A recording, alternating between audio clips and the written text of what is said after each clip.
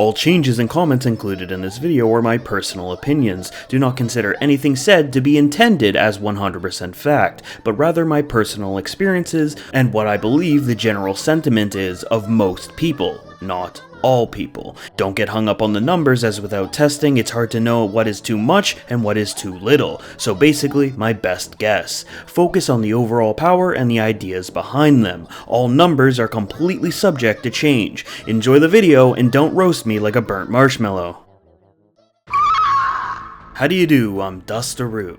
Dead by Daylight is a game with many killers, many unique designs and powers. It's a mosaic of individuality and personality, bad and good, which is probably the thing I love most about Dead by Daylight. Even through all the sewage of bugs and balance, I have a connection with the game's characters. They have personalities and stories, motivations and powers wholly theirs. Some are strong, visually and audibly interesting, and engaging to play as and against. Most of the time. The complete package. Everyone can find something to enjoy.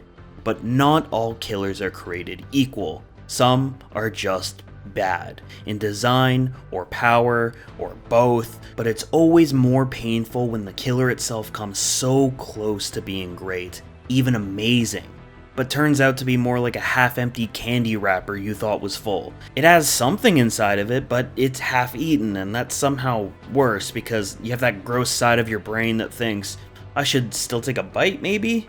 Conceptually, one of the greatest inclusions ever proposed by Dead by Daylight. But ultimately, in reality, where people actually have to play as and against this character, most would rather not, and I would call that a tragedy. It's actually rather fitting that the artist, Carmina Mora, who could be considered one of the most tragic characters in the entire story, who's given an unfair situation in life, and an unfair situation in death, and when it comes to her favor within the community, the tragedy follows. She just can't really catch a break. She can't catch a break. I adore the artist's visual design, with her amputated limbs that once painted beautiful artwork to give some voice to the pain of her people, being replaced with corrupted ink used in the creation of twisted and bloody murals of survivors' agony. Her voice being stolen for the words she spoke in her living life and being replaced with the pained squawks of the entity's little spies. A human twisted and disfigured to become just like any other of the entity's crows. A tool, but with a lot more lethality. Her power being a long-ranged projectile that treats the entity's realm as a mere painting. The rules of collision do not limit the artist's brush from drawing where she wants to. Or it almost does, because ultimately, what the power boils down to is some mid-range harassment and oppressive loop denial.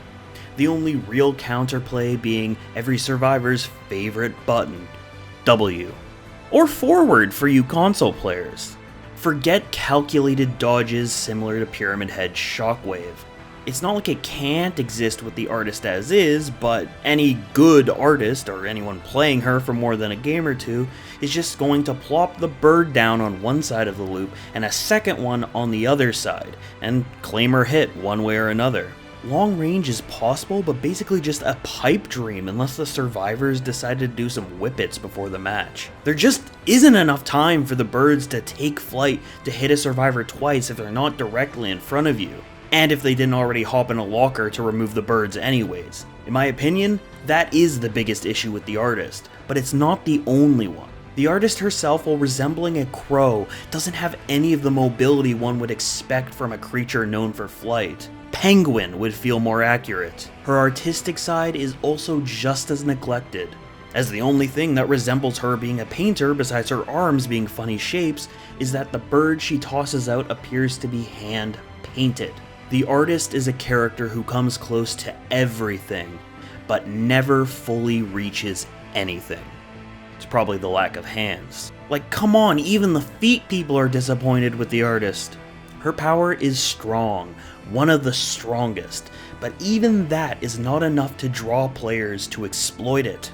Some do, but majority won't. If a power being strong is not enough to keep players playing, it shows that most just don't like it or feel any value in learning it. Her power is boring or frustrating or janky or just not appealing or worth the time. Or when it comes down to it, just brain dead. Her identity is just like her body, being a mixture of two ideas but never committing to either. But the funny part about the artist in that way is it doesn't have to be that. She doesn't have to commit to one or the other. She can have her bird feed and eat it too. She can have the speed and mobility of the bird she imitates, and she can be an artist that repaints the world as she sees fit, all while still keeping basically the same power she always had. It took me a while, but I think I finally found a way to rework the artist.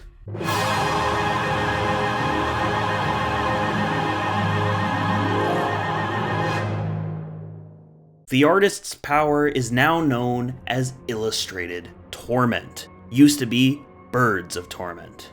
The artist launches birds out as she normally does, but now this is called a crow composition. Used to be dire crows. When the birds are aimed, they will travel through the entire map and now leave behind an ink trail. When survivors are hit by a crow composition, they have the usual swarm surrounding them, but will also be coated in dripping ink, and this state is referred to as being illustrated. Survivors can only take damage by the crows in the illustrated state. There is no other way of taking damage by a crow composition without being illustrated. How the artist's crows are launched now functions differently. The dire crows have been removed entirely. No longer leave crows on the ground, instead they must be charged and launched one by one.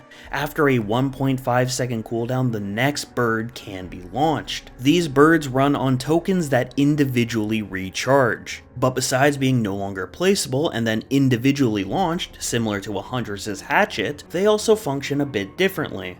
A token of crow composition will recharge after 5 seconds. The moment after launching a crow composition, the token will automatically recharge over those 5 seconds, even if another crow is fired during this time. They are always recharging regardless of state. While the tokens always recharge, the artist cannot just non-stop fire crows, drowning a survivor in crow compositions and getting very quickly downed. There is a soft limiter to keep the artist from taking up a nursing degree.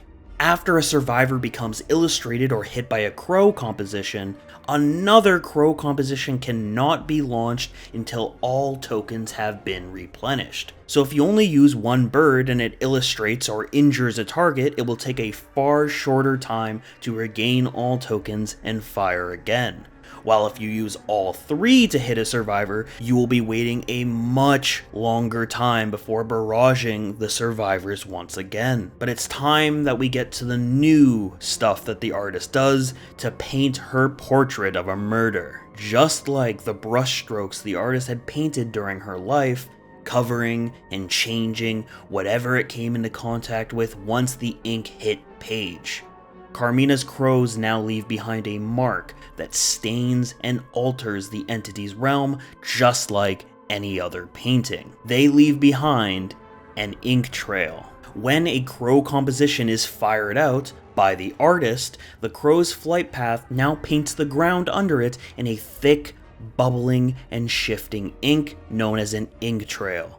These ink trails, just like the birds, will cut through the obstacles around the map uninterrupted, unless a crow makes contact with a survivor mid-flight. But if no survivors manage to get in the way, the ink trail will span the entire map of the trial in a straight line, until it touches a boundary of the map. This ink eventually does dry up. 60 seconds after first appearing in the trial, the ink trails will dissolve and disappear. Unless their maximum capacity has been reached, there's only a maximum of 6 ink trails that will be present in the trial at any point. If you have 6 active ink trails and fire a new crow composition, it'll erase the oldest layered ink trail in favor of a fresh new coat of paint. These ink trails, besides looking like the Pentagon's documents, serve 2 big purposes for the artist. So let's first tackle the thing people have been asking for the game to do in some way for most of its time alive. Crows. Yes, crows. More crows. Angry crows. Ink trails that come in close proximity with the crows found around a Dead by Daylight map will become a piece of Carmina's artwork, being painted in ink to become a little warning signal for the artist. Any crows that are above an active ink trail no more than 6 meters will become illustrated. Crows that are illustrated become basically repainted with the artist's ink, larger and more hostile to a survivor's presence. When a survivor comes within startling distance of an illustrated crow, they will become aggravated, angrily fluttering and squawking around violently.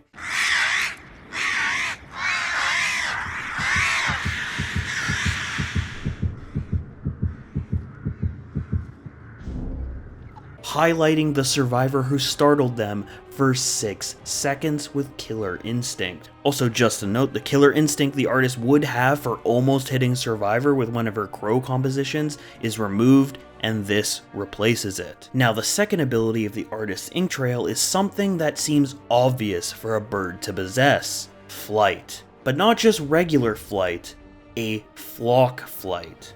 When the artist is standing on one of her ink trails and channeling Illustrated Torment, she is given the second option to use one of her crow compositions, consuming one of their tokens, to fly using an ink trail in a one-way track, moving forward until the artist collides with a boundary of the map, end of an ink trail, or chooses it to stop herself, which after a 1.5 second cooldown can fully move again. While the artist is in flock flight, she can travel at 15 meters a second. She will also have full vision of what is in front of her. She cannot turn or look around, only in the direction she is heading towards.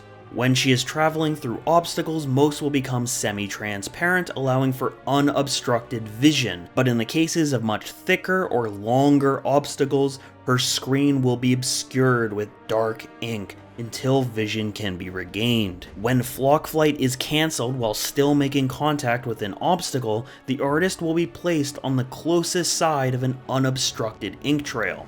If you were to cancel flock flight in the middle of a rock, it'll place you in whatever side is closer to being unobstructed, whether that's backwards or forwards. So when the artist launches a crow composition, leaving behind an ink trail, and the verticality of the map changes drastically, the ink trail itself will still be placed on the lowest available ground. The artist herself, though, will still travel forward, giving her in some places the ability to fly overhead. But upon cancelling Flock of Flight, she will be placed on the ink trail below her, even if it's under another floor, such as Gideon's meat plant, allowing her to travel different levels if ink trails are placed a certain way.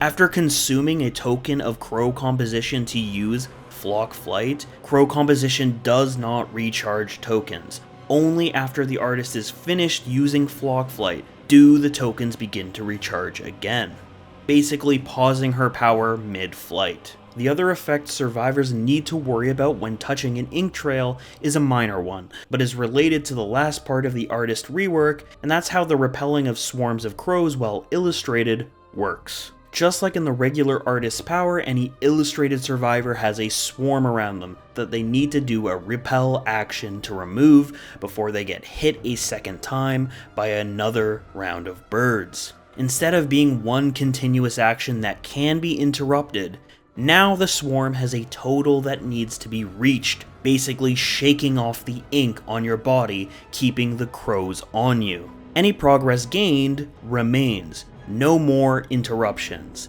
Think about how Doctor's snap out of it works. Similar, except the survivors can move while repelling. The total amount of time to repel a crow composition is now 15 seconds of total time instead of the usual 8 uninterrupted.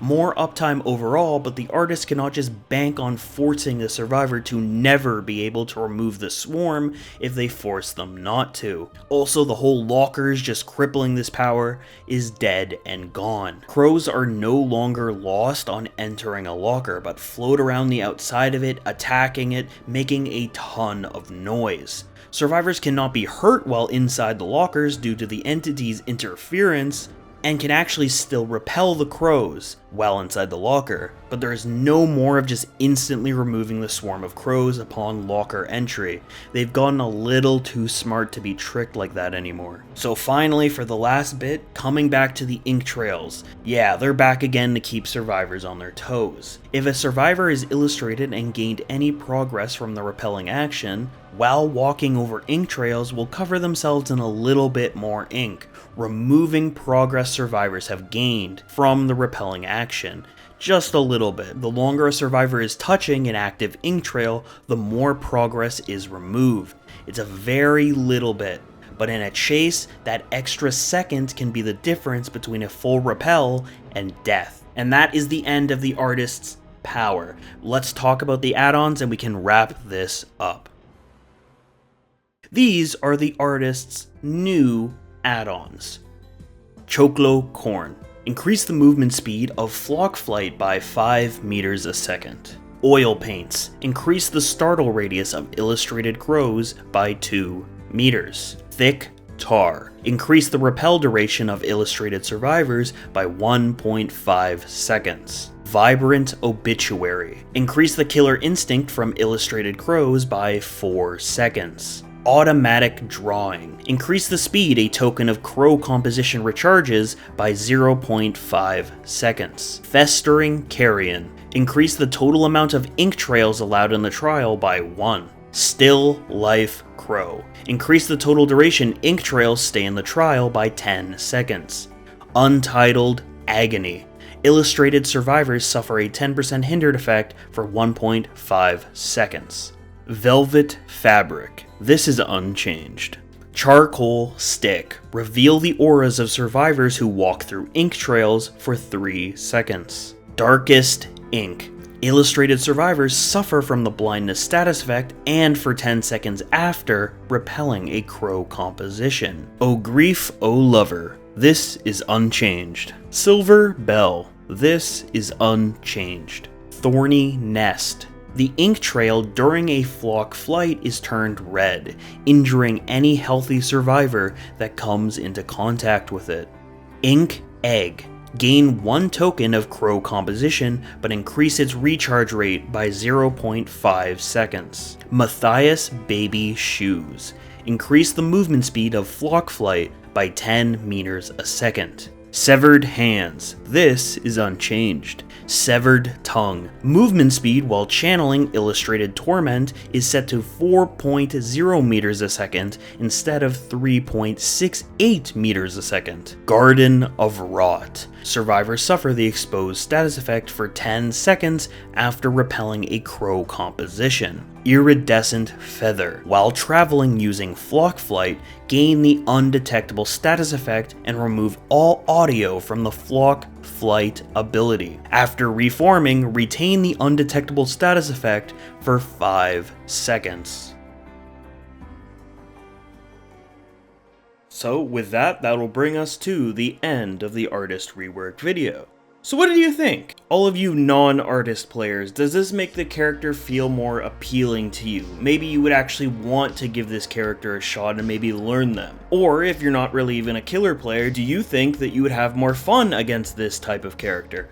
And to all of you artist players out there, I know there's not a lot of you, but there seems to be more and more every day. I think your opinion on it matters the most. Do you think this strips away too much of the artist's character for you? Or does this still do enough that you think the artist will still scratch that itch she does now? I'm just really curious on what overall reception is to this type of character or these kinds of changes. If people are really married to the idea of the artist placing her crows. If that is the aspect of the power that they really enjoy, or if it is just shooting the birds through the map in various different ways, or just her visual design, which I don't blame you. I'm just truly looking for feedback on this one because I really like it, and I think I would play a lot of this character. But of course I would, because I made the video. So let me know, is this bad, is this good, or is it mediocre and you're indifferent?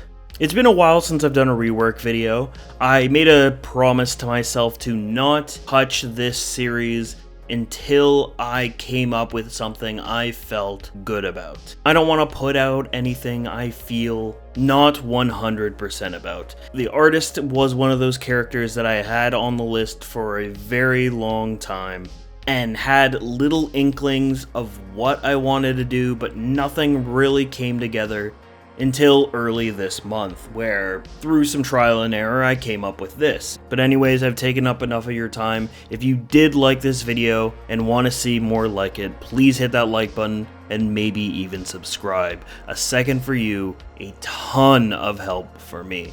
But as always, thank you all for watching.